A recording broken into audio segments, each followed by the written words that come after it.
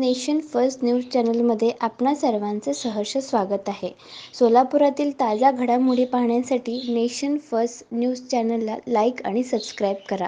तर आता पाहूयात ताज्या घडामोडी. मनीष दादा काळजे यांना सन 2025चा धर्मरक्षक पुरस्कार देण्यात आला. ओमकाली सेना यांच्या वतीने धर्मकार्य असो वा मानवतेच्या हितासाठी, दुष्टाच्या नाशासाठी केलेले प्रत्येक कार्य म्हणजेच धर्मकार्य.